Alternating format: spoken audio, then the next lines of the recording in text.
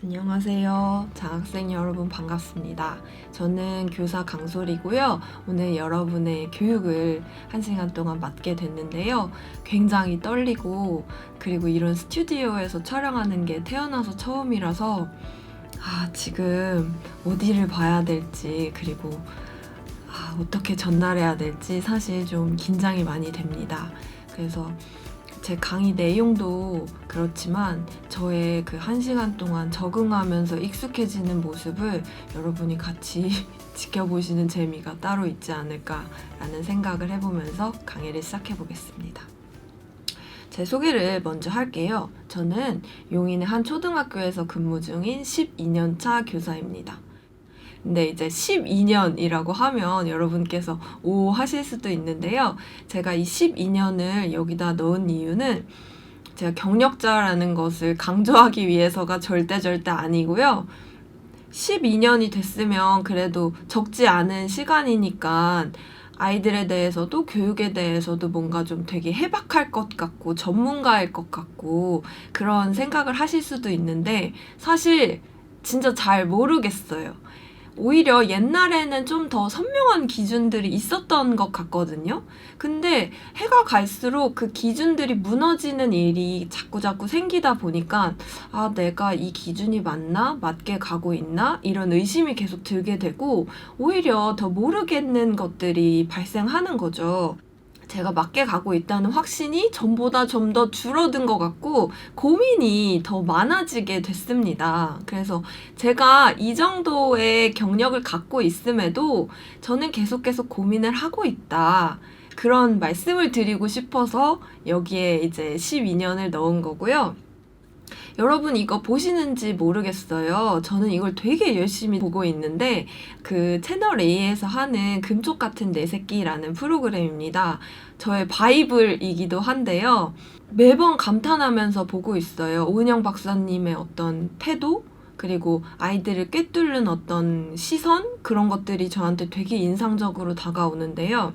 그래서 평소에 학교에서도 되게 고민되는 상황이 생겼을 때, 오은영 박사님은 이럴 때 어떻게 하실까? 막 이런 생각을 하면서 제가 아이들을 대하고는 하거든요. 현재 저를 점검하게 하기도 하고, 저를 겸손하게 만들기도 하고, 아이들에게 어른은 어떤 태도를 대해야 되는가? 라는 것을 계속 정확하게 보여주고 있다는 점에서도 되게 놀라운 프로그램이라고 생각합니다. 그래서 여러분도 시간 되시면 한 번씩 보시면 좋을 것 같아요. 그러면 질문을 하나 드리고 싶어요. 여러분은 교육을 뭐라고 생각하시는지, 그리고 아이를 잘 키운다는 것, 그러니까 학생들을 잘 키워낸다는 게 어떤 것이라고 생각하시는지 각자 생각하시는 것이 있을까요? 교육의 원래 뜻은 이제 가르치고 배우는 과정이라는 뜻이기도 하고, 결국에는 사람을 키우는 일이죠. 근데 사실 이 사람을 키운다는 게 굉장히 어려운 일인데 우리가 살면서 가장 상처받기도 하고 나를 가장 기쁘게도 하는 게 결국 사람이고 관계잖아요.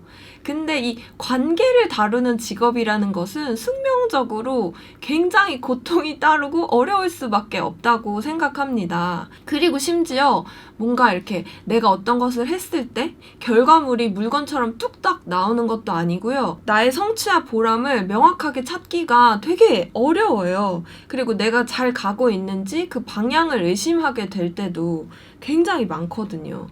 뭔가 가시적인 성과도 뚜렷하지 않은 계속 자신을 의심할 수밖에 없는 일이기 때문에 누군가를 가르친다는 것, 교육을 한다는 것은 어려울 수밖에 없다고 생각을 합니다. 이거는 제가 어느 날 쓴 일기예요. 이것을 한번 이제 제가 짧게 읽어보면 아이들을 보고 있자면 나는 자주 조급해진다.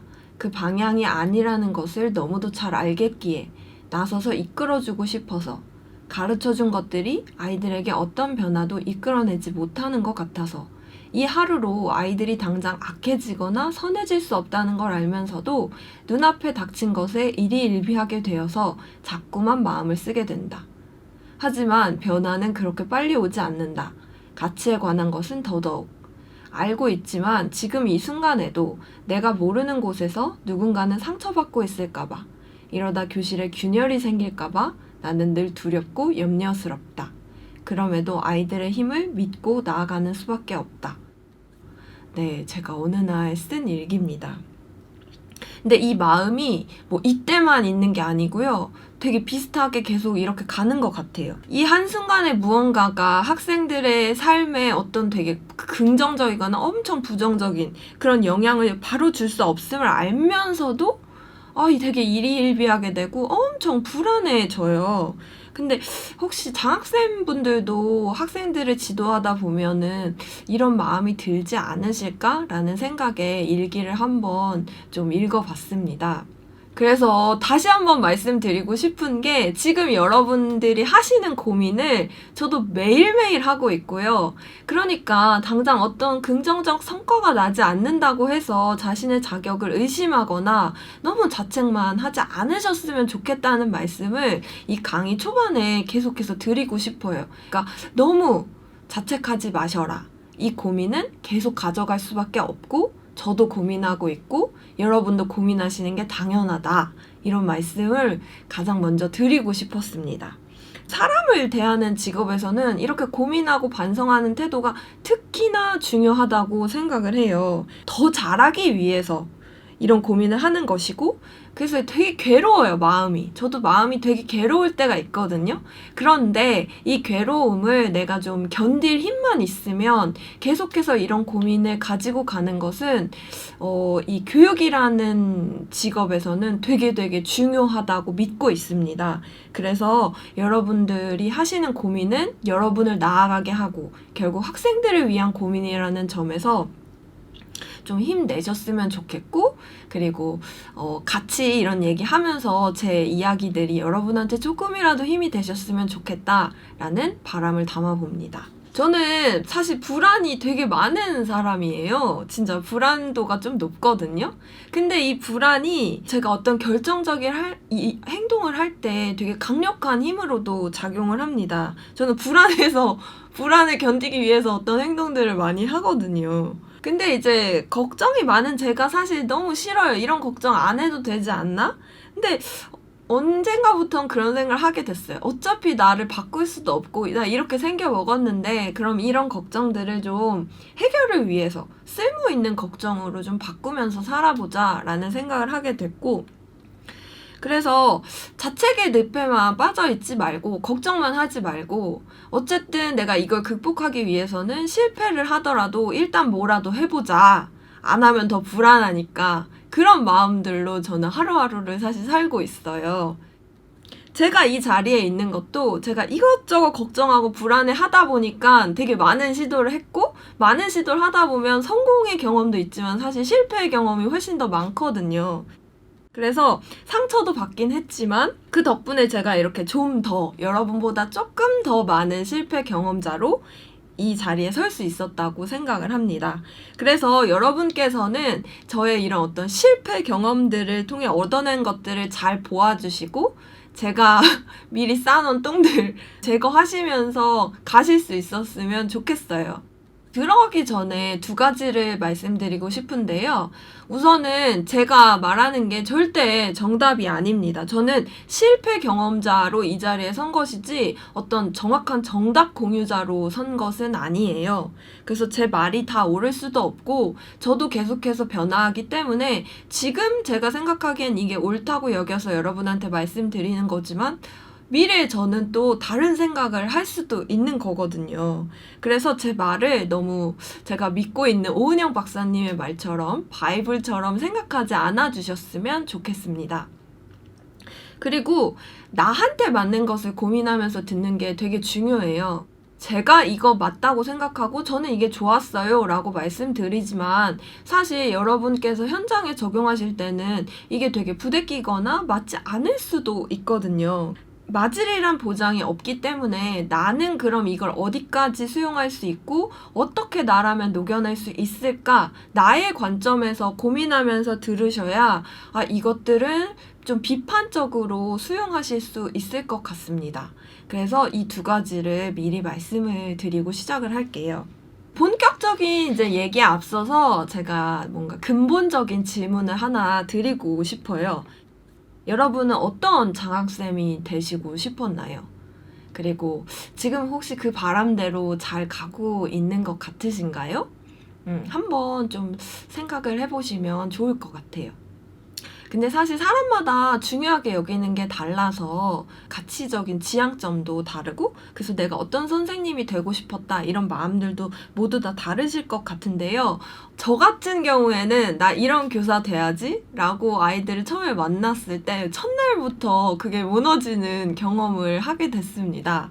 그래서 아이들이 정말 제 마음대로 되지가 않더라고요. 제 손에 잡히지도 않고 제 생각대로 되지도 않고, 아, 이런 사람이 절대 될 수 없겠구나 라는 어떤 포기되는 지점들이 생기기 시작했어요. 그래서 여러분도 되게 따뜻하고 좋은 마음으로 시작을 하셨는데 그게 무너지는 일들이 한 이제 반년 정도 하셨으면 좀 생기지 않으셨을까, 그런 생각에 한번 여쭤봤습니다. 근데 당연해요. 그거는 당연한 것이라고 생각합니다. 저도 사실 매년 그래서 저만의 기준을 정비를 해요. 그러니까 작년에는 이걸 시도해봤다가 아, 이게 좀 아닌 것 같으면 내년엔 또 다른 걸 해보고 이런 식으로 매년 기준을 정비하는데요. 그렇지만 아이들이 가장 싫어하는 선생님은 늘 바뀌지 않고 있어요. 이거에 대해서는 제가 명확하게 설명을 드릴 수 있습니다. 선생님들께서는 이 똥만큼은 절대 밟지 않으셔야 되는 거죠. 아이들이 가장 싫어하는 선생님은 누구일까요? 뭐 여러 가지 생각을 하실 수 있는데, 아이들이 가장 싫어하는 선생님은 독보적으로 차별을 하는 선생님입니다. 나와 쟤를 다르게 대하는 거. 근데 그 기준이 뭔지를 알 수가 없는 거죠. 그럴 때 아이들은 굉장히 불만을 표시하게 되는데요. 차별을 하게 되면 선생님이 기준이 없이 누군가를 차별하게 되고, 그러니까 뭔가 내 마음에 더 드는 애가 사실 있어요. 쟤랑 나랑 뭔가 핏이 맞고, 아, 얘만 있으면 되게 좋을 것 같다라는 그 개인적 감정이 들게 하는 아이들이 있거든요. 그러니까 이제 저도 그거에 대해서 공사 구분을 명확하게 해야 되는데, 혹시라도 그런 데서 뭔가 삐끗하게 되면 이제 내 감정이 이 애한테 더 실리게 되는 거죠. 그래서 차별이라는 거는 결국 교사가 감정적으로 무언가를 판단한다는 의미이기도 하거든요. 이 감정적으로 무언가를 판단한다는 것은 원칙이 없다는 얘기도 됩니다. 그래서 균형 있게 교실을 운영하는 것이 아니고 나의 감정에 따라서 누군가를 좋게 대하거나 나쁘게 대한다는 것은 균형감이 무너지는 일이기도 하죠. 애들이 균형감이 무너진 교실에 있다 보면 선생님의 마음에 들고 싶어서 무언가를 행동하게 돼요. 눈치를 보게 되는 거죠. 그 집단에서의 권력자의 눈치를 보게 됩니다. 왜냐하면 그 권력자가 오늘 어떤 기분인가, 또 어떻게 행동하느냐에 따라서 아이들도 거기에 맞춰서 행동할 수밖에 없거든요. 왜냐하면 예쁨을 받아야 되니까. 이런 일이 이제 계속 발생하게 되면 교실 붕괴가 일어납니다. 원리 원칙이 전혀 없고 감정만 앞서는 어떤 교실이 되다 보면 교실 붕괴가 일어나고요. 결과적으로는 아이들이 이 교실 붕괴 상황 속에서도 예쁨을 받기 위해서 나보다 뭐 잘하는 애 혹은 못하는 애를 고자질하게 되고요. 그리고 선생님의 그 어떤 마음과 다르게 움직이는, 선생님의 행동에 반하는 애들을 따돌리게 되거나 혹은 선생님 마음에 더 들고 싶어서 경쟁을 하거나 싸움을 하게 돼요. 그래서 굉장히 불안한 교실 분위기가 조성이 되죠. 이렇게 되면 결국에는 차별이 더 강화되고요. 이렇게 차별이 강화된 곳에서는 아이들도 선생님도 절대 행복할 수가 없고 이 교실은 언젠가는 무너지게 되어 있습니다. 그래서 서서히 하락세를 가게 되죠. 초반에는 또 좋을 수도 있어요. 근데 절대로 결과적으로는 좋은 환경이 만들어지지 못합니다. 그래서 이렇게 차별을 하지 않고 원칙을 만들기 위해서는 저는 이렇게 크게 두 가지의 대원칙이 필요하다고 생각을 해요. 그러니까 공정함이 세워지기 위한 대원칙이죠. 그래서 저는 일관성과 합리적인 유연함을 굉장히 중요하게 생각하고 있어요. 이 일관성이라는 것은 그러니까 공식적인 상황에서 모두를 대할 때 어떤 일정한 규칙으로 대해야 된다는 것이죠. 그래서 이 일관성을 적용하기 위해서는 이제 제가 생각했을 때는 이런 구체적인 사항들이 있는데요. 우선 급발진하면 안 되는 거죠. 그러니까 순간적으로 욱해서 내 감정적으로 대처하는 어떤 행동을 보여서는 안 된다는 겁니다. 그래서 규칙에 맞게 상황들을 대처해야 되는 거죠. 내 감정대로 화를 내거나 되게 좋아하거나 이런 식의 표현들은 아이들에게 있어서 감정적이라는 이미지를 더 강하게 심어주지 선생님이 일관성이 있다라고 보여질 수는 없어요. 그래서 교사는 항상 인내심을 많이 갖고 있어야 됩니다. 내 감정을 내 있는 대로 보여주면 안 되고 좀 참는 게 필요해요. 그게 되게 고행의 과정인데요. 어쨌든 일관성을 보이기 위해서는 그런 것도 좀 참으셔야 된다. 그리고 두 번째로는 규칙대로 하셔야 돼요. 그러니까 내가 무언가를 하겠다라고 말했으면 그건 꼭 지켜야 되고, 만약에 그날 어떤 사정으로 인해서 이걸 지킬 수 없다라고 하면 그 다음에 정확하게 약속을 해주셔야 돼요. 오늘 이걸 못할 것 같은데 미안하지만 이날 할게 라고 말하고, 그 이날 할게라고 말한 날짜에 반드시 그걸 해주셔야 되는 거죠. 안 그러면 애들이 물어봐요. 이거 한다고 했는데 언제예요? 언제예요? 이거를 계속 물어보거든요. 한 명이 물어보는 게 아니고 막 여러 명이 물어보면 그때부터는 그만 좀 물어봤으면 좋겠다라는 생각이 드니까 아예 사전에 약속을 미리 해놓으시면 애들이 그때 한다고 했지 라고 이해하면 질문을 더 하지 않거든요. 그때까진 믿고 기다리는 거죠. 그래서 이런 식으로 교사와 학생 간의 어떤 약속이 제대로 지켜지는 상황이 만들어져야 합니다. 그리고 단호할 땐 단호해야 돼요. 감정적으로 무언가를 판단하는 게 아니고 이게 옳지 못한 행동이라는 것이 명확하게 인식되어 있으면 이거에 대해서는 분명히 꾸짖어 주셔야 되고요. 안 되는 건 안 된다고 말씀을 해주셔야 돼요. 그런데 대신에 중요한 건 뭐냐면 학생들도 이거에 대한 충분히 이해가 돼야지 그 다음으로 넘어갈 수 있거든요. 근데 뭔가 교사의 권위로 찍어내는 이건 안 되는 거야 라고만 말씀하시면 학생들은 전혀 이해할 수 없고 오히려 반감이 생기게 됩니다. 그래서 강요를 하시면 안 되고 단호하게 이거는 이런 이유로 안 돼. 네가 이런 부분에 대해서는 이해를 못할 수도 있는데 이런 이유 때문에 선생님은 이렇게 얘기하는 거야. 그러니까 이거는 안 돼 라고 말씀을 해주시면 애들이 수용은 할 수 없어도 그래, 선생님이 저렇게 말하는 건 이유가 있겠지 라고 생각을 할 확률이 좀 더 높아요. 그러니까 선생님이 말이 통하는 사람이다 라고 여겨질 수 있으려면 아이들하고 충분히 대화하시고 충분히 설명하는 시간을 가져주셔야 됩니다.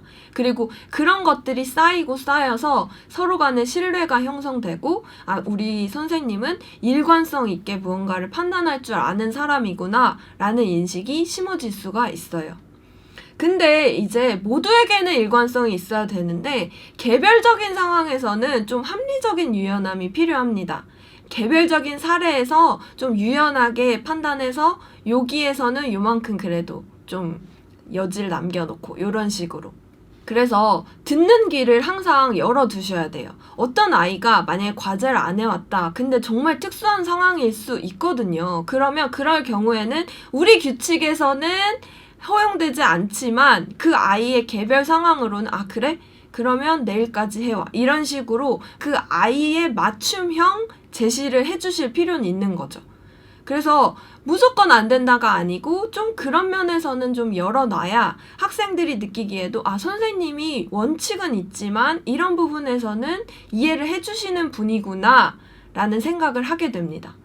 그래서 상황에 대한 충분한 이해와 수용이 항상 필요하고요. 그리고 그러려면 사실 면밀한 관찰이 필수입니다. 학생들마다 그날에 따라서 혹은 어떤 그 학생의 지속되는 상황에 따라서 뭔가 여러 가지 일이 발생할 수가 있거든요. 그래서 교사는 항상 이렇게 레이더를 이렇게만 하지 말고 항상 뒤에도 눈이 달려있듯이 항상 이렇게 좀 여러 방면으로 생각해야 되는 것들을 좀 염두에 두시면 좋아요. 그래서 관찰을 항상 열심히 해주셔야 됩니다. 그 아이들이 무슨 말을 하는지, 걔가 오늘 무슨 상황이 있는지, 오늘 제 기분은 어떤 것 같은지, 이런 것에 대해서 좀 섬세하게 살펴주실 필요가 있어요. 그리고 이런 두 원칙, 일관성과 합리적인 유연함, 이 두 원칙의 기저에 항상 깔려 있어야 되는 게 있는데, 항상 이거는 질문을 해주시면 좋은 것 같아요. 이것이, 이런 행동, 이런 판단, 이런 결정이 나를 위한 것인가? 나의 만족을 위한 것인가? 아니면 진짜로 학생들을 위한 것인가? 그리고 여기에서 항상 1순위가 돼야 되는 건 학생들을 위한 것이죠. 학생들이 올바르게 성장하기 위해, 학생들을 좋은 방향으로 이끌기 위해. 그래서 내 만족을 위해서가 1순위가 되면 절대로 안 되고요. 이것이 학생들을 위한 것인가에 대해서 항상 한 번 더 생각해 보실 필요가 있습니다. 그래서 저는 대원칙을 이렇게 두 개로 잡고 있고요. 아까도 말씀드렸지만 교육은 사람을 대상으로 하는 직업입니다. 그래서 관계가 되게 중요해요. 아까 제가 말씀드린 그런 대원칙으로 관계를 이제 형성하게 되는데, 그럴 때도 긍정적 감정과 부정적 감정이 생기게 되어 있습니다. 처음에 말씀드렸지만 학생들은 절대 제 마음대로 되지가 않기 때문에 제가 아무리 좋은 것들을 가지고 왔다고 해도 긍정적 감정만 생길 수가 없거든요. 반드시 이에 반하는 부정적 감정이 생기게 돼요. 근데 긍정적 감정은 어쨌든 나한테 좋은 인상을 줬기 때문에 성공 경험으로 작용하게 되죠. 부정적 감정 같은 경우에는 실패했다는 생각이 제일 먼저 들 수가 있어요. 내가 이번에 실패했다, 잘못했다, 이런 생각.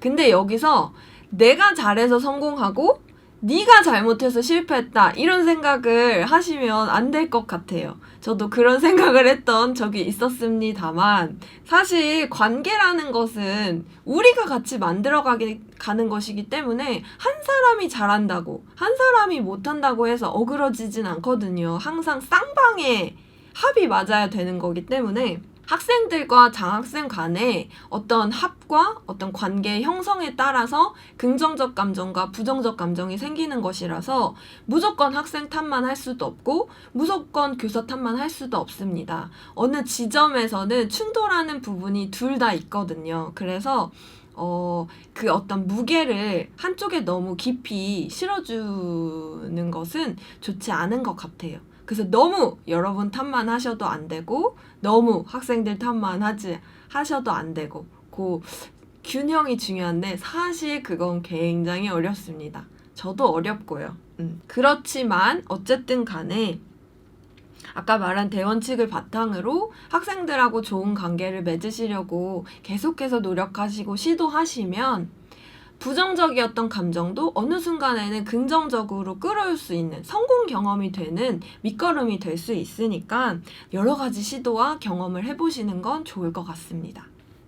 그러면 이러한 마음을 바탕으로 이제 실제적 고민에 대한 얘기를 좀 해볼게요. 여러분께서 사전에 질문해 주신 것들을 미리 받아봤는데 이런 고민들이 크게 있었다라고 들었어요. 우선 크게 이제 챕터를 나누면 숙제와 진도, 그다음에 여러 명의 멘티 지도에 대한 어려움이 있으시다고 들었는데, 이제 숙제를 안 해오는 친구들 어떻게 해야 되냐, 그리고 진도, 여러 명이 있을 때 진도 어떻게 맞춰야 되냐, 다 갭이 있는데, 그리고 여러 명을 가르치다 보면 학생들이 수준차가 난다. 그리고 수업을 모두 좀 만족시킬 수 있는 수업의 기준을 어떻게 잡는 것이 좋겠나. 또 무기력한 학생들 꼭 있죠. 무기력한 학생들 어떻게 지도하면 좋을까, 이런 고민들을 하고 계신 것 같더라고요. 근데 저도 이런 고민들을 매일 하고 있습니다. 그래서 제가 시도해본 것들, 그리고 제가 실패한 것들, 그리고 이런 것들은 조금 그래도 도움이 될 것 같다라는 것들을 가지고 오긴 했는데, 여러분께서 한번 들어보시고 나는 어떻게 녹여내면 좋을까, 그리고 저 부분은 좀 취해도 되겠다라고 생각하시는 것들은 좀 잘 살피시면서 들어주시면 좋을 것 같습니다. 우선 첫 번째 질문이 있었어요. 이제 진도를 나가기 위해 그날 수업에서 틀린 문제들을 숙제로 내주곤 하는데 항상 안 해오더라고요. 항상. 너무 어려워서 못했다, 아는 게 하나도 없다 등의 핑계를 대곤 합니다. 진도를 다 나가는 건 중요치 않다고 생각하지만 자신이 얼마나 풀려고 노력하는지는 중요하다고 생각해요. 그런데 청소년들이 그런 모습을 보여주지 않아서 답답한 마음이 있습니다. 이거 진짜 답답하죠. 내가 과제를 냈는데 안 해와. 근데 한 번 안 해온 게 아니고 계속 안 해요. 왜 안 해왔니? 뭐 시간이 없었어요. 뭐 너무 어려웠어요. 뭐 할 수가 없었어요. 그래, 그럼 다음엔 꼭 해와라. 그럼 다음에 또 안 해오고. 이런 게 계속 반복되면 선생님도 사실 짜증이 쌓이게 되죠. 이 너무 당연한 감정입니다. 근데 이제 그냥 이런 우리의 어떤 개인적인 감정은 잠시 내려놓고 이 문제를 어떻게 해결하면 좋을 것인가 로 이제 들여다보면, 저는 여기에서 선생님들도 느끼셨을지 모르겠는데 이 질문에 선생님의 가치관이 되게 고스란히 담겨 있다고 생각을 해요. 여기서 보면 핑계를 대곤 했다, 노력하는지가 중요하다고 생각했다, 이런 문구들이 있잖아요. 그러니까 제가 생각했을 때 이 질문을 해주신 선생님께서는 굉장히 성실하게 무언가를 하시고 책임감도 굉장히 강한 분이신 것 같아요. 그러다 보니까 나는 그렇게 성실하고 책임감이 강한데 그렇지 못한 애들을 봤을 때 반감이 팍 드는 거죠. 보통 화가 나는 이유가 나는 이렇게 안 하는데 왜 너는 그렇게 하니까 화나는 어떤 포인트거든요. 그래서 사람마다 이런 포인트들이 있어요. 내 안에 어떤 버튼. 학생들한테 강하게 지도하시기 전에 자신의 감정을 한번 살펴보시는 게 좋은데, 사람마다 어떤 참지 못하는 버튼들이 있거든요. 내가 왜 이 학생한테 지금 화가 났지?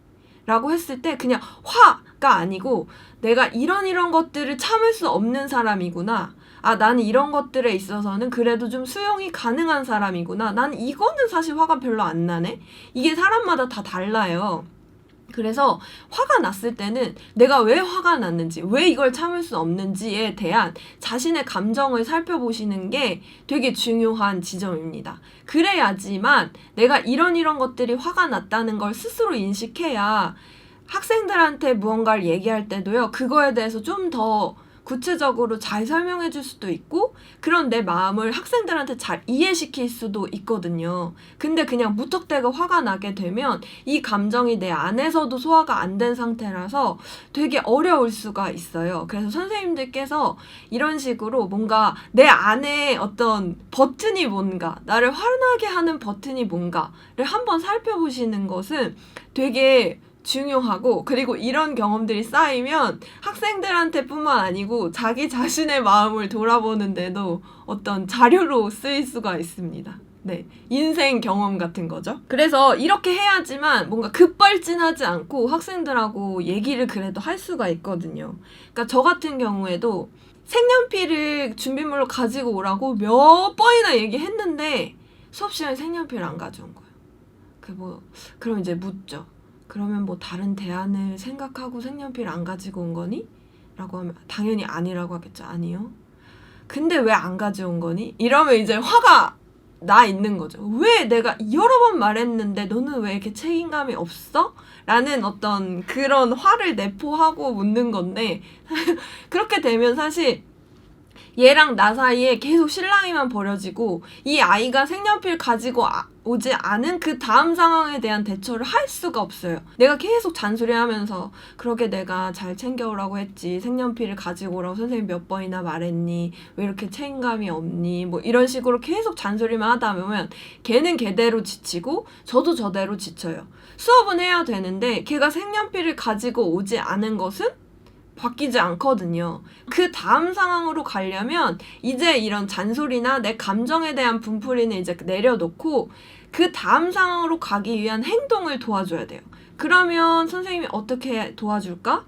라는 식으로 묻는다거나 아니면 내가 갖고 있는 색연필을 준다던가 다음에는 이런 일 없도록 하자 라고 말하면서 그 애가 어쨌든 간에 다음 스텝으로 갈 수 있는 방향을 제시해줘야 됩니다. 잔소리만 하지 말고 그 다음으로 될 수 있게 일이 되게 하라. 그러려면 어떻게 해야 될까를 고민하시는 게 학생들과 교사의 관계에서는 좀 더 발전적인 방향으로 나아갈 수가 있는 거죠. 근데 선생님이 내가 뭔가를 해오지 않았는데 그거에 대한 도움을 줬다라는 측면에서는 학생들과 좋은 관계를 맺는데 좀 더 도움이 될 수도 있습니다.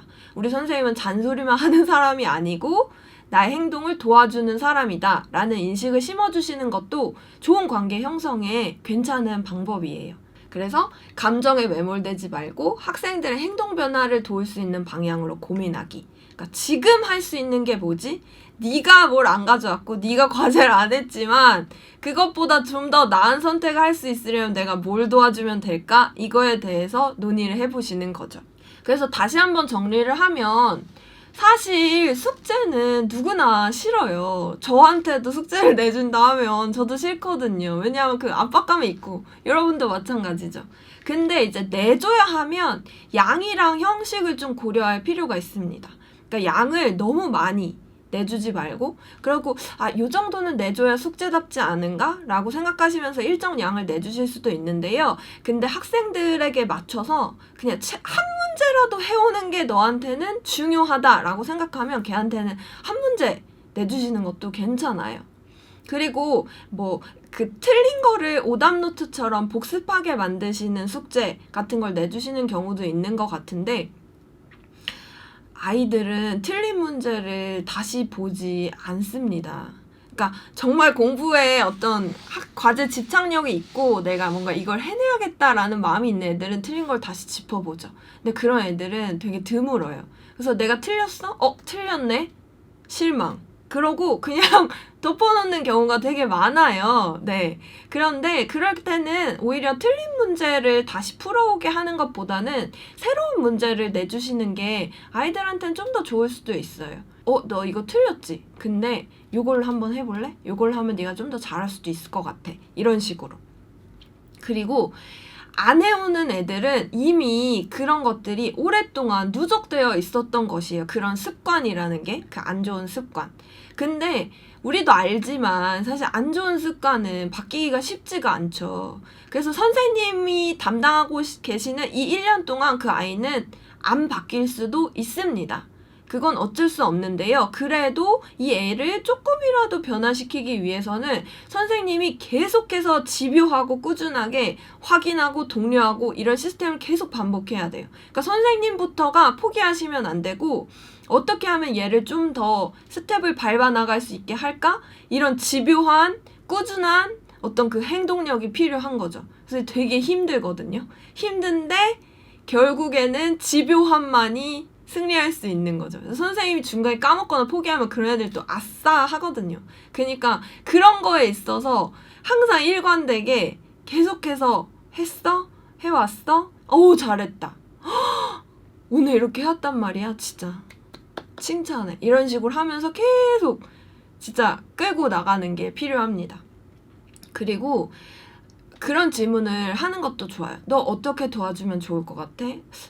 너가 이렇게 하는 게 조금 걱정스러운데 네가 이런 행동을 안 하려면 선생님이 어떤 식으로 도와주면 좋을까? 라고 묻는 것도 있어요. 근데 문제는 뭐냐면 그런 문제 행동을 하는 친구들은 사실 그런 행동들이 누적되어 와서 어떤 게 좋은 건지 그리고 내가 어떻게 해야 더 나아질 수 있는지에 대한 대안을 스스로 제시하지 못하는 경우가 많거든요. 근데 선생님께서 어떻게 할 거야? 앞으로 어떻게 하고 싶어? 라고 물으면 얘네한테는 그 질문 자체가 너무 무겁고 어려워요. 그래서 선생님께서 몇 가지 선택지를 주시는 거죠. 1번 뭐다, 2번 뭐다, 3번 뭐다. 뭐 선택할래? 그리고 이거 선택한 건 네가 지켜야 돼. 왜? 네가 선택했기 때문이야. 라고 하면서. 그래서 선택지를 좀 구체적으로 주시고 그 애가 직접 선택할 수 있게 함으로써 네가 한 말은 네가 지켜. 라고 책임감을 우선 심어주는 거죠. 그러면 그 다음에 걔가 만약에 안 해왔을 때도 너 지난번에 선생님이랑 약속하지 않았니? 네가 선택한 것에 대해서 네가 책임지기로 하지 않았어? 라고 물으면 걔한테 그게 좀 더 그러네? 라는 생각이 들게 할 수 있거든요. 그래서 같이 논의를 하고 그 선택지를 같이 찾아주시는 것도 하나의 방법입니다. 그러니까 걔한테 너 이렇게 해와 라고 하는 것보다는 이렇게 해볼래? 어떻게 할래? 라는 물음을 주시는 것이 걔한테는 좀 더 자율적인 방법일 수 있는 거죠. 그리고 기준을 한 번 더 점검해 주실 필요가 있어요. 그러니까 선생님의 만족을 위해서 내 욕심으로 뭔가를 강요하는 거 아닌가? 나 얘를 끌어올리고 싶은데 욕심이 있다. 근데 사실 얘는 그게 너무 부대끼고 부담스러울 수도 있거든요. 근데 내가 이거 정도는 해놔야 내가 좀 성실하고 책임감 있는 장학생이 되지 않을까라는 나의 기준으로 얘를 강요하고 있는 것은 아닌가? 라는 것에 대해서도 한 번씩 더 생각해 보실 필요가 있습니다. 아까도 말씀드렸지만 우리는 항상 기저에 질문이 있어야 돼요. 나를 위한 것인가? 학생들을 위한 것인가? 그리고 학생들을 위한 것이라고 하면서 하는 행동 속에 혹은 나의 만족을 위한 것이 더 많이 포함되어 있는 건 아닌가? 라는 것에 대해서 계속 의문, 질문을 던져주시는 게 필요할 것 같습니다. 그리고 두 번째 질문으로는 진도가 제자리 걸음이다. 진도를 맞추려고 하면 확실하게 못 가르치고 확실하게 가르치자니 진도가 너무 느리게 나간다. 아, 이거 너무 공감하죠. 근데 여기서 확실하게, 여기서도 어떤 선생님의 그 가치관이 있죠. 교사로서의 기준으로 확실하게 가르친다는 것이 뭔가에 대해서 생각해 보실 필요가 있습니다. 내가 확실하게 모든 애들을 다 이해시키는 것이 나의 어떤 의무, 만족, 책임감 때문이라면 그런 부분에서는 어느 정도는 포기하시는 것도 필요해요. 어떤 친구들한테는 이 여기에 나온 진도에 있는 내용을 모두 숙지하는 게 자기한테 너무나도 큰 부담이 되거나 할 수 없는 영역일 수 있거든요. 그래서 모두 다 확실하게 가르칠 수는 없고 어떤 친구들한테는 아주 조그마한 부분이라도 이해하면 그냥 넘어갈 수 있는 그런 것도 좀 필요합니다. 그래서 제가 정리를 하면 진도를 어떻게 맞춰야 되나라는 고민에 대해서 특히나 수학 같은 경우에는 학습된 무기력, 그러니까 얘가 차례차례 오래전부터 못했던 것을 못하게 되고 못하게 돼서 못하게 되는, 계속 이게 반복되다 보면 어느 순간에는 얘가 수학 시간을 너무 싫어하게 되고 아예 손을 놔버리는 경우가 생기거든요. 근데 그럴 때는 현재의 진도가 얘한테는 너무 버거운 거죠. 왜냐하면 수학 같은 경우에는 특히나 전에 것을 이해하지 못하면 그 다음 단계로 나갈 수 없는 경우들이 되게 많잖아요. 그래서 오히려 이런 친구들 같은 경우에는 현재의 진도를 나가게 하는 것보다는 그냥 전에 있는 것들을 이해시키는 과제를 내어주는 게 훨씬 더 얘네한테는 좋을 수가 있습니다. 그래서 작은 성공 경험부터 쌓게 하는 거죠. 그러니까 지금 당장 이 진도를 얘는 나갈 수는 없지만 그래도 얘가 할 수 있는 몫을 쥐어주는 것, 그런 것도 좀 필요할 것 같아요. 그런 게 어떻게 보면 유연함일 수 있는 거죠. 그래서 이 학생이 현재 진도를 못 나간다는 것을 파악했으면 그 학생한테 어떻게 해서든 가르치게 하는 건 사실 선생님한테도 너무 고통스러운 일이에요. 얘는 계속 까먹거든요. 그러니까 그거를 계속 주입시키는 것보다는 오히려 그 전에 얘가 이해하지 못한 어떤 부분에 대해서 학습시키고 이해하게 만들고 그렇게 해서 조금씩 나아가게 만드는 그런 경험이 이 학생들한테는 훨씬 더 필요한 거죠. 그래서 저는 좀 여러 수준의 문제집을 좀 개인별로 맞춤화해서 나눠주는 것도 좋은 방법일 것 같고요. 그리고 현재 것을 못 나간다고 해서 그 애를 못 끌고 왔다고 해서 너무 자책하거나 너무 속상해하지 않으셨으면 좋겠습니다. 사람마다 다 이해하는 수준과 정도의 차이가 있고 지금 당장 그 학생이 그걸 이해하지 못한다고 해서 그건 전혀 선생님 탓이 아니고요. 그 친구가 오래 누적되어 온 어떤 경험들 때문에 지금 선생님하고 만나서도 그런 상황에 놓여 있는 것이기 때문에 그 친구한테 좀 더 맞춤형으로 어떻게 해줄 수 있을까라는 것에 대해서 고민해 보시는 게 좋을 것 같습니다. 그래서 모두를 다 동일한 기준에 맞춰서 끌고 갈 수가 없어요. 네. 그리고 학생에 맞게 일정 부분은 포기해야 되는 경우도 있습니다. 근데 이 포기라는 단어가 이제 선생님들이 느끼시기에는 뭔가 내 할 일을 다 안 한 것 같고 그렇잖아요. 근데 이게 체념이 아니고 그냥 그 학생에 따라서 치 수준이 있음을 인정하는 거죠. 내가 세운 기준을 내려놓고 네 학생의 기준을 인정하는 것. 그것이 저는 좀 어떤 부분에서 포기라고 생각을 해요. 그래서 이 포기라는 단어에 대해서 너무 부정적으로 생각하지 마시고 약간 욕심을 좀 내려놓고 어떤 부분에 있어서는 그래, 너는 그래. 이게 힘들지? 라는 식으로 좀 이해하고 인정하면서 넘어가는 것도 선생님 정신 건강에도 좋다라고 말씀을 드리고 싶습니다. 그리고 세 번째 질문으로는 학생 간의 실력, 진도 차이가 많이 난다. 그쵸? 이제 여러 명을 가르치시다 보면 당연히 개인별 수준 차가 날 수밖에 없죠. 근데 그럼에도 모두한테 도움이 되는 수업을 하고 싶다. 그리고 어떻게 해야 높은 수업 참여도와 만족도를 가져올 수 있을지 수업의 기준 잡기가 어렵다. 그 다음에 내가 도와주기만을 기다린 학생, 약간 무기력한 학생을 말하는 거죠. 이런 것에 대한 고민이 있으셨습니다. 제가 간단하게 말씀드리면 아까도 말씀드렸지만 모두에게 도움이 될 수는 없어요. 모두에게 좋은 사람이 없듯이 모두에게 도움이 되는 수업이라는 것은 그걸 지향은 하지만 어쨌든 간에 100% 만족되는 수업은 없다. 누군가는 불만족할 수도 있고 누군가는 어려울 수도 있거든요. 근데 그런 부분에 대해서 어떤 한계를 인정하시는 것도 필요할 것 같아요. 그 다음 수업의 기준 잡기가 어렵다고 하셨는데 이 수업의 기준이라는 것이 그러니까 오늘 내가 가르쳐야 될 목표가 무엇인가를 좀 크게 딱 세워놓고 그 안에서 그 수업의 기준을 맞춤형으로 가져가시는 게 필요할 것 같아요. 그러니까 수학 같은 경우에도 예를 들어 어떤 걸 가르친다. 그러면 어떤 애는 여기까지만, 어떤 애는 잘하니까 조금 더 그런 식으로 그런 단계별로 개인별 점검을 해주시는 거죠. 그래서 학습 목표 수업의 기준은 크게 잡으시고 그날에 나가야 될 진도가 있잖아요. 그럼 그거에 대해서는 크게 잡아두시고 그 안에서 세부적 디테일은 좀 학생에 맞게 가져가시면 좋을 것 같습니다. 그리고 내가 도와주기만을 기다리는 학생 제일 어렵죠. 뭐라도 하려는 애는 틀리든 맞든 기특해요. 근데 내가 다른 애 봐주고 있는데 계속 못 봐주게 나만 기다리고 있는 학생은 좀 힘들죠. 부담스럽기도 하고. 근데 이런 학생들은 이유가 분명히 있어요. 여러 가지 이유가 있을 수 있는데 우선은 첫 번째로는 아까 말했듯이 학습된 무기력. 그러니까 내가 해도 어차피 틀릴 건데 그리고 풀기도 싫은데 선생님이랑 같이 하면 어쨌든 답이 나오니까 그때까지 기다리는 거죠. 그런 학생들이 있고 할 수는 있는데 관심 받고 싶어서 기다리는 학생이 있을 수도 있어요. 그래서 어떤 경우인지에 따라서 선생님이 좀 더 면밀하게 파악해 주시는 게 좋을 것 같고 그런 친구들한테도 뭔가 선택지를 주는 게 좋아요. 선생님은 너만 봐줄 수 없고 모든 친구들을 다 봐줘야 된다. 그런데 너가 이렇게 기다리면 너가 수업 시간에 해야 되는 목도 줄어들게 되고 너도 배운 게 덜할 수 있다. 근데 선생님은 그러고 싶지 않거든.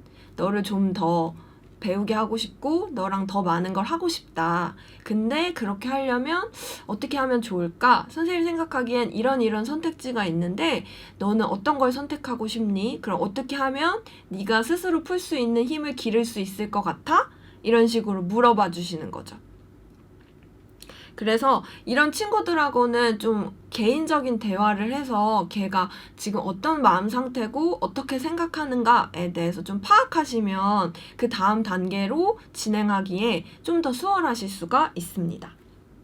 그래서 좀 정리를 하면 우선은 학생이 선생님이 되게 하는 게 좋아요. 잘하는 애들 같은 경우에는 자기 몫을 되게 빨리 끝내잖아요. 그런 친구들을 이용하시는 게 좋아요. 그리고 선생님이 학생을 가르치는 것보다 학생이 학생을 가르치는 게 아이들한테 훨씬 더 효과가 있을 때가 있거든요. 그래서 서로 도움을 주고받게 하는 게 좋습니다. 그러니까 선생님이 된 친구들한테는 성취감을 줄 수도 있고 그리고 배운 친구들한테는 선생님한테 배우는 것보다 좀 더 마음이 편할 수도 있고 이 친구가 더 쉽게 가르쳐 줄 수도 있고 그래서 서로한테 그래도 조금 더 만족을 주려면 이런 선생님 제도를 이용하는 것도 좋고요. 아까 말씀드린 대로 무기력한 친구들은 원인을 좀 더 구체적으로 파악하는 게 필요하고 그리고 칭찬은 무조건 구체적으로 해주시는 게 좋고 특히나 이런 무기력한 친구들한테는 더 많은 칭찬이 필요하죠. 그래서 자주 과정을 살펴서 어제는 안 했는데 이렇게 할 수 있는 아이구나 너가. 선생님 너무 감동했어. 노력하는 모습 너무 대단하다. 이런 식으로 뭔가 과정을 구체적으로 칭찬해 주시는 게 좋습니다. 그리고 아까 말씀드린 대로 선생님의 학습 기준부터 명확하게 세우는 게 좋고, 학습 기준은 우선은 좀 낮게 설정하고 거기에서 이제 수준을 조정하는 게 필요해요. 학생들이 지금 어떤 수준인지 단계별 진단을 하고 그 다음으로 나아가는 거죠. 근데 사실 이제 이 정도 제가 이제 여러분의 고민에 대해서 말씀을 드렸는데, 상황이라는 것이 저는 이제 단편적으로만 들은 거고, 어떤 상황에 놓이셔서 이런 고민을 하셨는가에 대해서는 저도 정확하게 파악을 할 수가 없어요. 그리고 이게 또 상황에 따라서, 그 디테일한 설정에 따라서 방법을 적용하는 게 또 다 달라지거든요. 그래서 제가 말씀드린 것이 속 시원하게 무언가를 해결할 만한 대안이 못 될 수도 있습니다. 그리고 저도 모든 상황을 다 겪어본 것이 아니기 때문에 제가 겪어본 경험 안에서의 어떤 경험들을 말씀드리는 거거든요. 그래서 조금이라도 도움 되셨으면 좋겠지만, 혹시라도 좀 뭔가 좀 아직 해소가 안 된 것 같다 이러신 분들은 나중에 좀 더 자세하게 제가 메일 주소를 알려드릴 테니까 거기에다가 질문을 해주셔도 좋고요. 그리고 어떤 고민들이 있을 때 그 점프 매니저 분들 계시잖아요. 그분들한테 도움을 요청하시면 또 실질적인 대안을 얻으실 수도 있을 것 같습니다. 그래서 사실 반년 정도 하셨으니까 지금 되게 현실적인 고민이 많으신 시기라고 생각이 돼요. 아이들도 어느 정도 좀 익숙해졌고, 나도 뭔가 수업하는 데 대해서 좀 편안해진 면도 있는데, 스스로 좀 이제 어느 정도 이제 기준을 잡고 좀 더 좋은 선생님이 돼야 되지 않을까라고 생각하는 되게 복잡한 시기일 것 같은데요. 근데 저는 이런 질문을 또 드리고 싶어요. 그러니까 반년 정도 하셨는데 지금 하고 계시는 장학생 활동이 즐거우신가?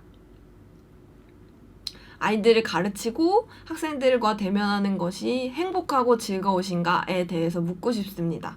만약에 거기에 대해서 약간 고개를 갸웃거리게 되거나 나 별로 즐겁지 않은데? 라고 생각하시면 선생님은 일단 아이들과의 어떤 관계에 있어서 불편함이 있으실 수도 있고, 혹은 나는 잘할 수 있을 것 같아서 뭔가 시도를 했는데 나랑 맞지 않는 부분이 더 커서 그러실 수도 있고, 뭐 여러 가지 이유가 있으실 수가 있죠. 그래서 저는 일단은 이런 고민들을 하시는 장학생분들이 이 활동이 즐거우신가?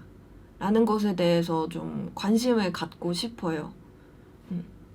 왜냐하면 내가 행복해야 학생들도 행복할 수가 있거든요. 내가 이것이 즐겁지 않으면 그게 고스란히 학생들한테 전달되고, 그리고 학생들도 당연히 덜 행복하게 되면, 덜 즐거우면 그게 또 나한테 전해져서 이게 계속 악순환이 되거든요. 그래서 내가 행복해야 학생들도 행복하고 이게 계속 선순환으로 작용해야 되는데, 그런 점에서 과연 행복하신가, 즐거우신가를 묻고 싶었던 거예요.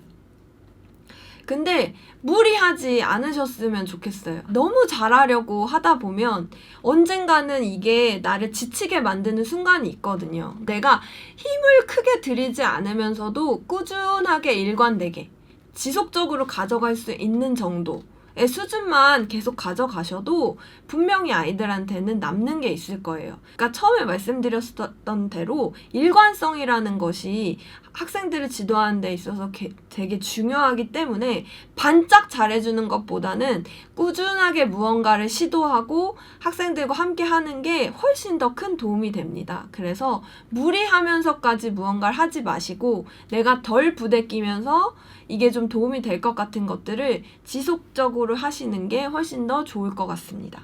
그리고 작은 성공 경험부터 쌓는 게 좋아요. 내가 뭔가 거창하고 원대한 포부를 가지고 학생들하고 이걸 해봐야지 라고 해서 준비를 열심히 해서 따단 하고 내놨는데 학생들이 내 예상 반응보다 훨씬 더 떨어지는 반응을 할 때가 있거든요. 그러면 되게 실망스러워요. 내가 이렇게까지 열심히 준비했는데 이게 이 정도 반응밖에 못 얻는다고? 라고 생각할 수가 있거든요. 그래서 뭔가 거창한 것들을 계획해서 따란하고 보여주시는 것보다는 그냥 소소하게 무리하지 말고 이런 것들 한번 좀 새롭게 시도해볼까? 어떤 방법적인 거나 어떤 이렇게 약간의 변화 그런 것들 시도해서 요거 애들하고 먹히네? 그럼 다음번에 좀 이걸 좀 더 변화시켜서 이렇게 해볼까? 이렇게 점점 파일을 키워가셔야지 너무 거창한 것부터 하시면 실망할 확률이 더 높다. 그럼 선생님들한테 좋지 않기 때문에 무리 말고 작은 성공 경험부터 쌓아가시는 걸 권해드리고 싶습니다.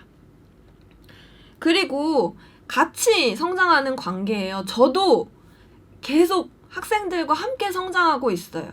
전해의 저와 올해의 저는 다르거든요. 어떤 면에서. 그건 왜 그러냐면 학생들하고 어떤 경험을 통해서 제가 느낀 것들이 새롭게 있기 때문입니다. 그래서 교육이라는 것이 절대 일방향이 아니고 내가 학생들한테만 무언가를 투입시키는 것은 교육이 아니거든요. 나도 분명히 이걸 통해서 성장하는 면이 있고 변화하고 배우는 면이 분명히 있습니다. 우리는 다 불완전한 존재고 내가 애들한테 되게 멋있고 모험적인 사람이 되어야 된다고 생각은 하지만 사실 불가능하거든요. 그래서 각자의 한계를 인정하고 그 한계 안에서도 해낼 수 있는 것들을 더 잘 해내려는 노력이 중요한 거잖아요. 그래서 선생님들께서도 지금 내가 할 수 있는 가장 최선의 것. 그렇지만 나도 실수할 수 있고 잘못할 수도 있다. 그럴 때는 이거를 인정한 다음에 학생들이랑 더 나은 관계를 위해서 노력하는 거. 같이 무언가 1년간 만들어 가야지 혼자서 무언가를 하시려고 하면 되게 멋있는 사람이 되어야 될 것 같은 부담감이 선생님들을 짓누를 수가 있습니다. 그거는 나를 더 불행하고 덜 즐겁게 만드는 일이기도 하거든요. 그래서 선생님들께서 그런 부담 좀 내려놓으시고 우린 1년간 같이 성장하는 관계야. 그러고 그런 과정에서 나는 이런 것들을 너희랑 하면서 함께 가고 싶어 라는 정도의 수준으로 노력하셔도 좋지 않을까 싶어요. 제가 아까 말씀드린 대로 조금이라도 더 행복한 장학생을 하려면 잘하고 싶을 때는 어떤 방법이 필요하냐. 제가 생각했을 때는 잘하는 것이 나를 좀 더 행복하게 만들기 때문에 나의 장점을 파악하는 게 되게 중요할 것 같아요. 내가 갖고 있는 어떤 장점이라는 것이 있잖아요. 나의 어떤 강점. 그런 것들을 교육에 어떻게 하면 잘 녹여볼까? 라는 것을 고민하는 거죠. 그래서 각자 사람마다 다 그런 프라임 세포가 있잖아요. 내가 누군가보다 이거를 좀 더 탁월하게 할 수 있는 거. 근데 이게 교육에 녹여질까? 라고 고민을 하실 수도 있는데 잘 생각해보면 어떤 식으로든 녹여낼 수가 있습니다. 그래서 내가 이런 것들을 잘 녹여서 학생들한테 적용을 해보면 성공할 수도 있고 실패할 수도 있어요. 근데 성공하면 이거 그냥 쭉 가져가면 되고요. 이걸 가져가면서 좀 더 발전시키면 훨씬 더 그게 나에게 좋은 장점이 될 수가 있죠.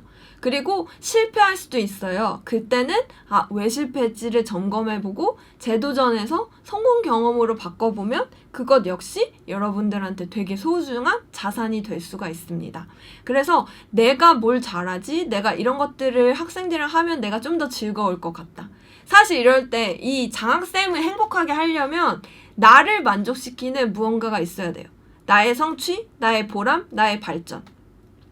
제가 맨 처음에 교육을 위해서는 이게 나를 위한 것인가 학생들을 위한 것인가를 분명히 고민해 보셔야 된다고 했는데 그거랑 또 다른 의미에서 어쨌든 간에 내가 이거를 즐겁게 하려면 나의 개인적인 무언가는 분명히 거기에 녹여져 있어야 된다는 것이죠.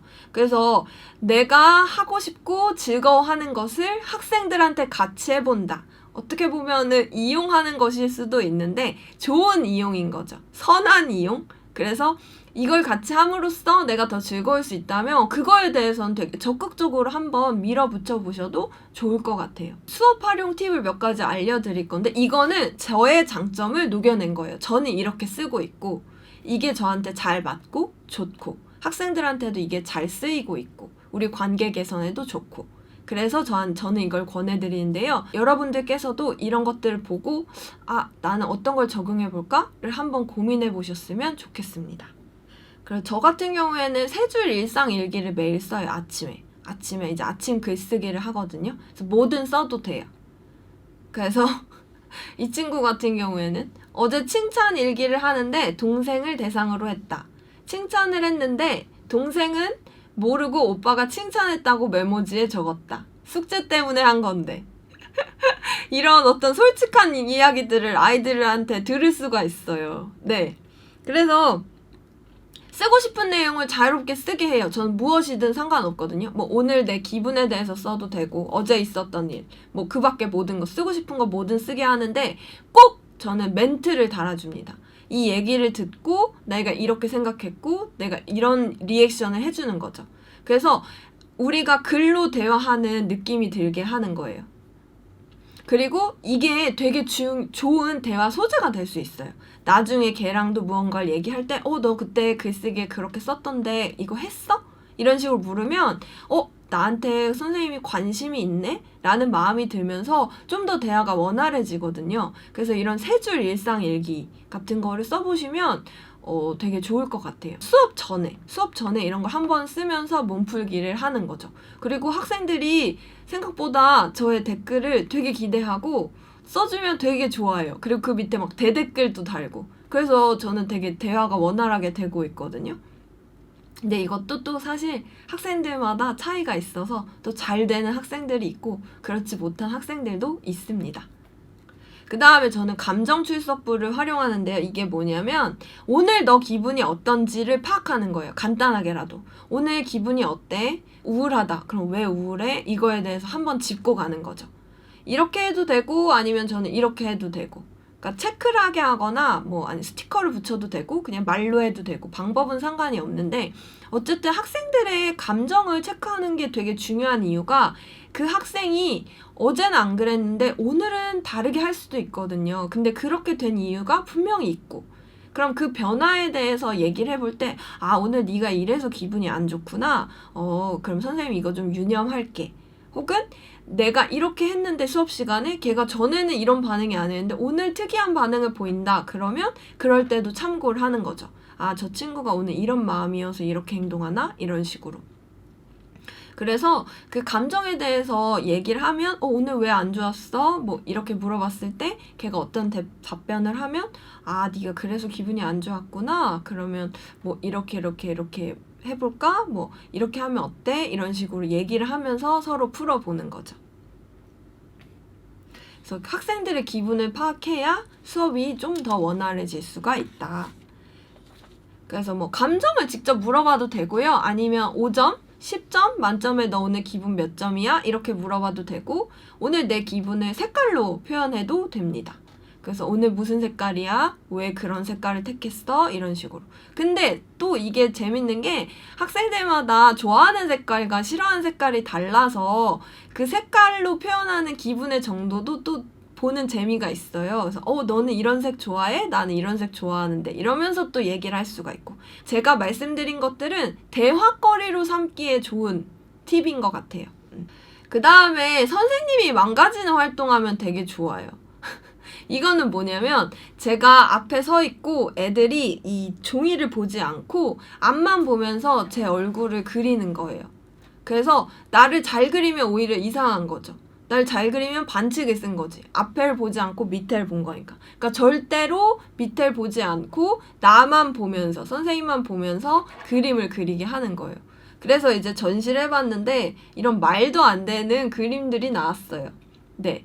맨 위쪽에 세 번째 그 그림은 그래도 제가 눈, 코, 입이 제대로 붙어 있는데 보통 애들이 얼굴과 눈, 코, 입이 막 분리돼서 난리가 납니다. 거의 피카소 수준으로. 근데 이런 활동을 하는 이유는 선생님이 중심이 돼서 망가지는 활동을 하면 일단 재밌고요. 학생들끼리 단합되는 효과가 있어요. 자기네끼리 똘똘 뭉칠 수가 있거든요. 그래서 되게 재밌고 어쨌든 간에 선생님이 멋있는 역할보다는 웃기고 망가지는 역할을 하는 것이 관계 형성에는 좀 좋습니다. 우리는 불완전한 존재고 우린 슈퍼맨이 아닙니다. 그래서 최선을 다하되 늘 만족스러운 결과를 얻을 수가 없어요. 그래서 내려놓는 방법을 또 배우시는 것도 필요하고 그리고 아까 말씀드렸지만 일이 발생한 후에 나의 태도를 돌아보는 게 좋아요. 발전적인 방향으로 가려는 노력이 필요하죠. 자책만 하지 말고 걱정만 하지 말고 쓸모 있는 걱정을 하자. 근데 그럴 때 중요한 게 기록이 있어요. 내가 오늘 성공 경험이 있으면 간단하게라도 메모해 놓으시는 게 좋고, 내가 실패 경험이 있다면 내가 이런 부분에서 좀 잘못했나? 라고 하면서 변화시킬 수 있는 거에 집중하면서 그런 것들을 체크할 때 기록이 되게 큰 의미가 될 수 있다. 그 다음에 고민은 함께 나눌수록 더 멋진 아이디어가 나오죠. 여러분 장학생 네트워크가 있잖아요. 그래서 그런 것들을 이용하셔서 함께 이런 고민들을 공유하는 것 자체만으로도 해결은 되지 않아도 되게 큰 위안이 될 때가 있어요. 아, 너도 그래? 나도 힘든데. 이런 식의. 그 동질감 형성이죠. 근데 삶에서 동질감 형성만큼 나를 위로시키는 것들은 없는 것 같아요. 서로 그 네트워크를 좀 잘 쓰시면 각자 혼자 힘들었던 마음들이 함께 합쳐지면서 좀 덜 힘들 수도 있고, 그리고 점프 사무국에 상담을 하시는 것도 또 좋은 방법일 것 같고요. 최대한 내 고민이 있을 때는 여러 사람의 의견을 많이 묻고 많이 듣고 하는 것이 좋아요. 꼭 그대로 행동하는 건 아니어도 나한테 쌓여있는 여러 가지 선택지들을 생각하면서 내가 행동할 수 있기 때문에 고민이 있으실 때는 여러 분들한테 많이 물어보시는 게 좋을 것 같습니다.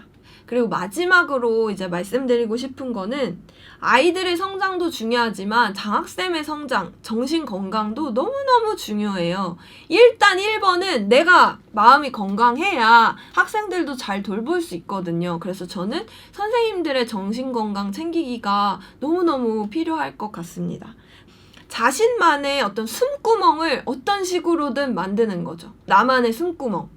저도 숨구멍을 만들거든요. 제가 만드는 숨구멍은 뭐 여러 가지가 있는데, 뭐 영화를 보기도 하고, 친구들한테 뭐 이런 에피소드들을 웃기게 말하기도 하고, 뭐 운동을 하기도 하고, 뭐 여러 가지 방법이 있는데, 어떤 식으로든 선생님의 숨구멍을 만드셔서 정신 건강을 잘 챙기셨으면 좋겠고요. 아이들한테 사실 가장 필요한 거 학습적인 부분도 물론 중요하지만 믿고 따를 수 있는 든든한 내 편이 1년 동안 생긴다는 게 아이들한테는 더 큰 의미일 수가 있거든요. 잘 들어주시고, 그리고 또 듣다 보면 아이들의 고민이 또 생각보다 너무 무거워서 난 이걸 해결해 줄 수도 없는데 듣기만 해서 어떡하지? 이런 고민이 드실 때가 있어요. 근데 애들이 나한테 얘기하는 것은 꼭 무언가를 해결해 달라고 말하는 게 아니고 그냥 저 이런 일이 있는데 들어주세요 라는 거거든요. 그래서 해결할 수 없다고 또 그거에 대해서 자책하지 마시고 잘 들어주시고 관심 가져주시고 그것만으로도 아이들한테는 큰 힘이 될 수가 있습니다. 그리고 사실 올해 만난 선생님들의 학생들이 그 전에도 그런 상황에 놓여 있었을 확률이 높아요. 올해 나를 만나서 얘가 유독 그렇다. 그런 경우는 많이 없어요. 그래서 너무 올해 내가 뭔가를 잘못한 거 아닌가? 라고 자책하지 마시고 사실 부모, 학생, 교사가 같이 무언가를 만들어내야 좋은 교육이 될 수 있는데 교사만 학생하고 어떤 좋은 관계를 만든다고 해서 집에서 그게 잘 되지 않으면 한계가 있거든요. 부모도 분명히 서포트를 해야 되고 부모가 할 수 있는 역할이 청소년기엔 훨씬 더 많은데 그런 면에서 우리는 한계가 있을 수밖에 없기 때문에 지금 선생님이 해주실 수 있는 것을 함께 보내는 시간을 최선을 다해서 나눠주셔라. 그 말씀을 꼭 드리고 싶어요. 모두 다 해결해 줄 수 없어요. 내가 할 수 있는 것을 최선을 다해 하는 것만으로도 아이한테는 큰 힘이 될 수 있기 때문에 선생님이 못하는 부분에 대해서 자책하거나 실망하지 마시고 하실 수 있는 부분에 대해서 잘 해주시려는 노력을 해주시는 게 더 좋을 것 같습니다. 그리고 마지막으로 인기에 연연하지 말고 건강한 관계 만들기에 집중해 주시는 게 1년 동안 좋은 관계를 맺는 데 있어서 훨씬 더 도움이 된다. 사실 우리 모두한테 좋은 사람 될 수 없잖아요. 근데 또 이제 학생들하고 만나다 보면 뭔가 내가 약간 연예인 된 것 같고 슈퍼스타 느낌이 들 때가 있어요. 그걸 좀 즐기게 되는 순간이 있는데 그거에 빠져 계시면 안 되고 우리는 어쨌든 교육을 하는 사람들이고 학생들한테 1년 동안 가르쳐줘야 될 무언가가 있다라는 것에 초점을 맞추셔서 항상 일관되고 합리적인 유연함을 가지고 학생들을 봐주시는 게 더 중요하다라는 것을 명심해 주셨으면 좋겠습니다. 그리고 아까 말씀하신 어떤 학업적인 고민들에서 그 제일 위에 있는 건요. 교사랑 학생이 좋은 관계를 맺고 있으면 학생은 어떻게 해서든 교사를 실망시키는 일은 크게 벌이지 않아요. 물론 실망시킨 일이 발생할 수는 있지만 밉보이기 위해서 행동하지는 않거든요. 반감이 없는 이상은. 그래서 내가 좋아하는 사람을 사람들은 누구나 다 만족시키고 싶어 하잖아요. 그래서 학업적인 부분에 고민이 있으실 때는 학업적인 부분을 해결하기 위해 초점을 맞추시는 것도 좋지만 학생과 나 사이에 어떻게 하면 좀 더 안정되고 긍정적인 관계를 맺을 수 있을까? 라는 것에 초점을 맞춰보시면 또 쉽게 일이 풀릴 수도 있습니다. 그래서 제가 이제 마지막으로 영상을 하나 보여드리고 싶은데요. 제가 아주 좋아하는 박막래 할머니가 아주 뼈 때리는 명언을 남기셨는데 여러분한테 조금이라도 힘이 될까 싶어서 가지고 왔어요. 네, 잠깐 보겠습니다. 현들아, 할머니가 이거 보면서 할 말 있다. 할머니도 70 넘어서도 내 친구들 만나면 항상 고민도 많고 걱정도 많고 다 각자 사정이 있는 거야. 너희들이 애들을 해서 나쁜 선택을 하는 건 아니다. 내 친구들도 나쁜 선택하는 사람 있어. 70 넘어도 사람이 실수하고 100살 먹어도 실수하는 사람 실수하는 거야. 네, 그래서 사실 삶에 늘 어려운 미션들이 순간순간 오잖아요. 그리고 여러분들 지금 학생들 맡으시면서 어려운 거 너무너무 당연합니다. 근데 잘하지 못해도, 완벽하게 하지 못해도 괜찮아요.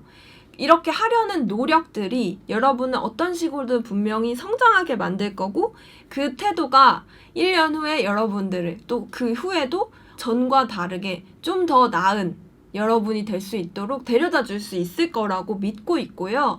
충분히 잘하고 계시고 지금 이런 교육을 들으시는 것도 더 잘하기 위해서잖아요. 그러니까 지금 본인의 어떤 마음 상태를 다독거려 주시고 근데 더 잘하기 위해서 어떻게 해야 될까? 이런 식으로 스스로에게 좀 힘을 주시고 그러셨으면 좋겠어요.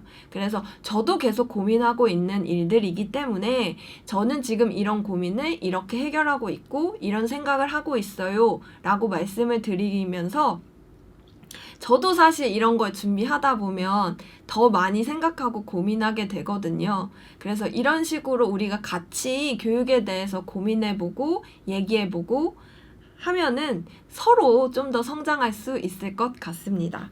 그래서 모두 힘내셨으면 좋겠고요.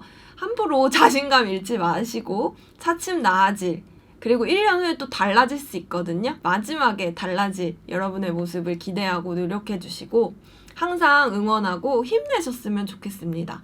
지금 잘하고 계시고 자책하지 마시고 네, 모두 화이팅 하십시오. 그래서 여기 제 메일 주소가 있거든요. 혹시 제 교육을 들으시고 궁금하신 거나 또 더 얘기하시고 싶은 게 있으시면 메일 보내주시면 제가 확인하는 대로 성심성의껏 답변해 드리도록 하겠습니다. 오늘 시간 내서 이렇게 강연 들어주셔서 너무너무 감사하고요. 조금이라도 도움이 됐다면 저한테는 너무 큰 감사이자 행복일 것 같습니다. 감사합니다.